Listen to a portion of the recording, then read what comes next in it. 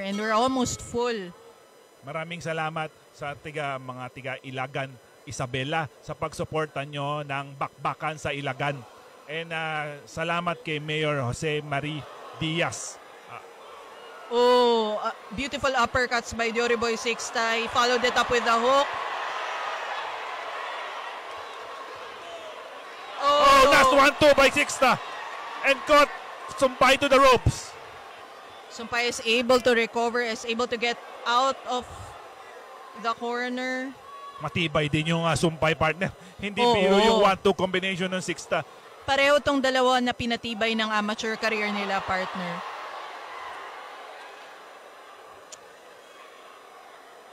After nito, co-main and main event na po. So, wag po kayong aalis, ano? Claude Van Sese and Alvin Medura will take it out for the vacant PBF Interim Super Bantamweight title. Sunod na nito. Si Sir Mark nagtatanong kung kailan ang laban ni Alvin Medura. After nito, Alvin Medura na. At laban ni Alvin gumamaya sa kanyang pagiging bisor. Salamat. Sa ating main event. Abangan nyo kami dyan sa parte naman ng Masbate. Magsesegue ako sa Kawayan. Ang next WBF title fight natin will be on Kawayan, Masbate. WBF, of course, expanding even more in 2025. And of course, speaking of expansion, yun din ang gagawin ng Elorde UKC. We have our vision to be more aggressive and be more expansive in 2025. Sabi nga nila, bibigyan natin ng platform yung mga younger fighter to have the skill set foot on the ring. And hindi lang sa sukat, talagang lalabas tayo mula Luzon hanggang Visayas hanggang Mindanao. We're going to give the opportunity to our boxers na mahasa pa yung mga skills nila. Itong dalawang batang to, obviously, will spearhead the youth movement ng Philippine boxing. And of course, kung UKC, alam natin na magandang event yan, talagang partner, safe. Meron akong salita. When you say UKC, kalidad.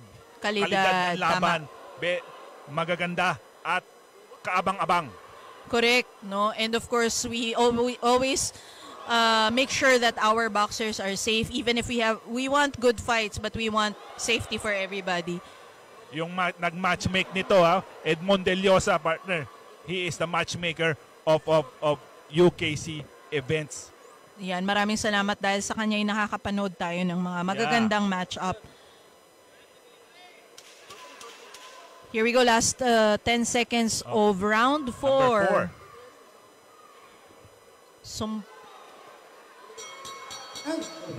Sumpay ends the round with a body shot right there.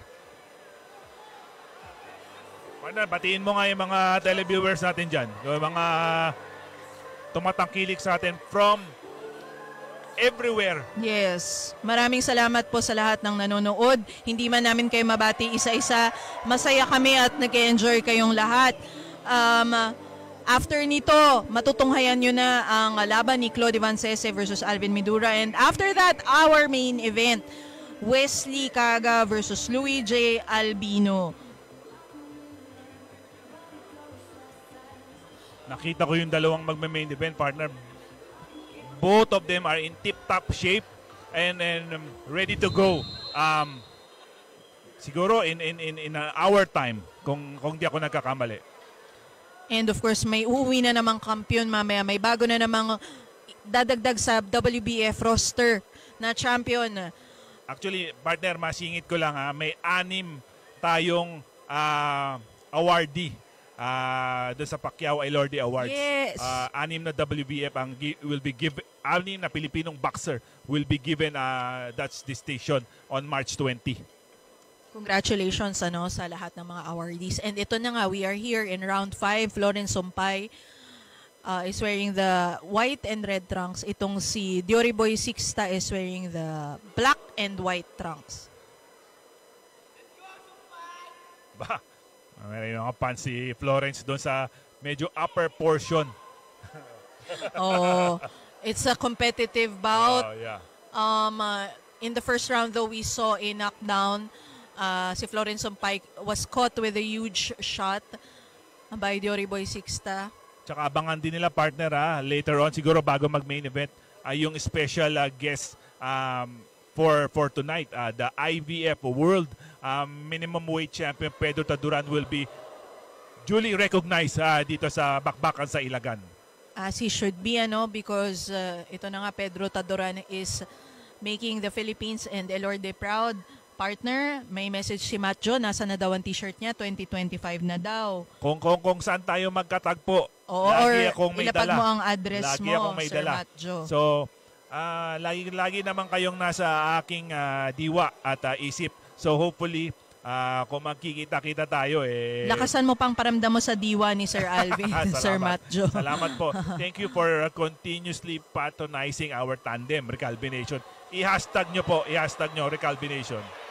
Oh, wow. Just look at those hooks, partner. Talaga namang nakaupo sila, not nakaupo, but they're sitting down on their punches, which means that it has more power.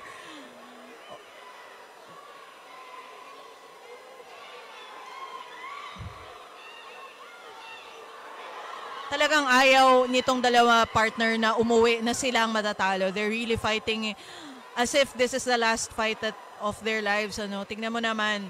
Sumpay is accelerating right now. I think with that 10-8 knockdown on round number 1, meron siyang konting distinct disadvantage. He must go a little bit more harder compared to Jory Boy Sixta.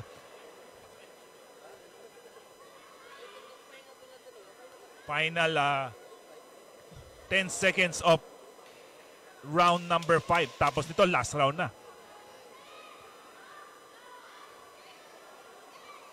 Another upper did connect for Sixta. End of round number 5.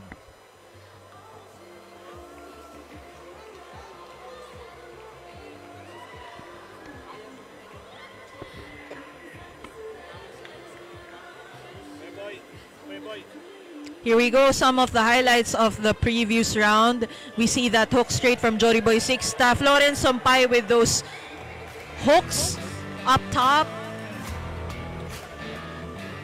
Look at that. They're just like punching and absorbing the punch, staying inside the pocket. Talagang hindi pinapatapos ang kombinasyon, partner. Nakikita mo pag sumusuntok sila, walang pause. They're really punching in between punches. I think both of the fighters will go all out on round number 6 and expect the unexpected.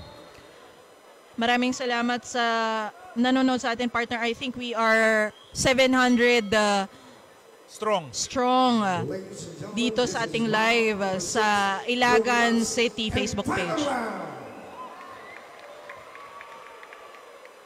Here we go, the last and final round.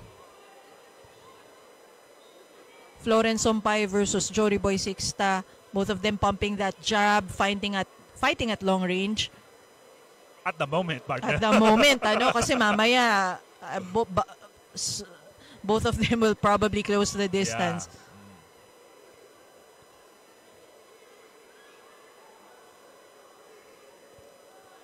That was a straight that got through for Sixta. Sumpay, yeah. Narinig ko yung instruction ni Coach Dino pumasok ka na. Oh. I mean, you have that knockdown, but Sumpay was still very aggressive after that. So it's, kumbaga, it's partner, not a wide margin. Yeah. Hindi natin malaman, partner, if Sumpay dominated this round number 6, if it is gonna be enough for him to win this fight. Definitely, no. Yeah. So both of them really have to work in round 6. Yeah. Double jab by Sumpay. Oh. Body assault shots by Sumpay. Sixta's able to get out. Jory Boy Sixta is cautioned by the referee for punching at the back of the head, which is a no-no in boxing, partner. Certainly, partner. Barely 1 minute and 15 seconds of this final round. Whatever happens, partner, gusto mo ba may rematch? Oo naman. Sa 8 rounds na. Sa 8 rounds. Hindi, hintayin natin mga 12, no? Iba na kasi yung complexion pag 12 rounds eh. Katero ako eh, no? Oo, iba na yung magiging pace ng laban. And at least 10 rounds or 12 rounds. And it could come very very soon. Oh. Kung ganito ang performance ng dalawang fighter na to. Tama. Both of them will zoom on their career. And sabi nga natin, partner, ang UKC, LRD UKC is set to make our fans happy. So, talagang bubuo tayo ng fight card na ma-enjoy ng ating mga viewers. Sana sama nyo ako dyan. Ikaw nga ang dito, pasimuno nito. Last 10 seconds of this fight.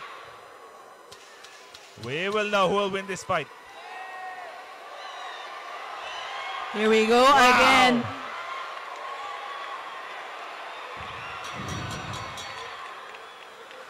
Pero bukas, partner, magkasabay mag-breakfast yan. Oo, yan naman talaga. That is the spirit of the sport, sportsmanship, camaraderie, and talagang it's showing us the best of the best.